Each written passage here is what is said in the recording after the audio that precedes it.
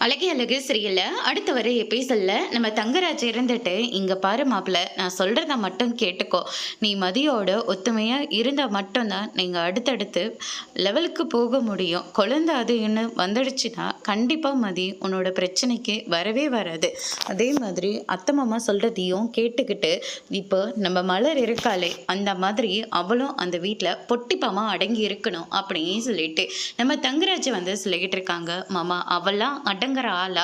கண்டிப்பா கிடையவே கிடையாது. உங்களுக்கு சொல்றதே புரிய மாட்டேங்குதாம்மா அப்படின்ற மாரியே சொல்லிடுறாங்க. நீ சொல்றது எல்லாமே எனக்கு புரியுது. ஆனா நான் சொல்றத நீ நல்லா ஞாபகம் வச்சுக்கோ அப்படின்ற மாரி சொல்லிடுறாங்க. உங்க அக்காவும் இப்ப என் பேச்ச மீறி ஒரு ஸ்டெப்பு கூட எடுத்து வைக்க மாட்டேங்கிறா. அதுக்கு என்ன காரணம்? என் மேல வச்சிருக்கிற மரியாதை நினைக்கிறியா? அதெல்லாம் கிடையவே கிடையாது. அவளுக்கு 2 பிள்ளைங்க ஆயிடுச்சு.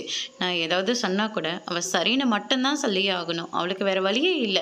குழந்தைங்கள பார்த்துக்கணும் அப்படின்னு சொல்லிட்டு ஒரே ஒரு நோக்கத்தோட தான் என்ன அட்ஜஸ்ட் பண்ணிட்டு வாழ்ந்துட்டு இருக்கா. அது மட்டும் இல்ல, வசதியிலனும் அவளை நான் எந்த குறையும் வச்சுக்கவே இல்லை. அவ கேட்கறது கேட்காம போறது இப்படி எல்லாத்தையுமே நான் அவளுக்காக வாங்கி கொடுத்துட்டு இருக்கேன். ஆனா இது வரைக்கும் மதிக்காக ஒரு முளை பூ கூட நீ வாங்கி கொடுத்ததில்ல. அப்ப எப்படி அவ உன் மேல பாசமா இருப்பா அப்படின்ற மாதிரி சொல்லிடுறாங்க. சரிங்க மாமா, நீங்க சொல்றதெல்லாம் எனக்கு நல்லாவே புரியுது.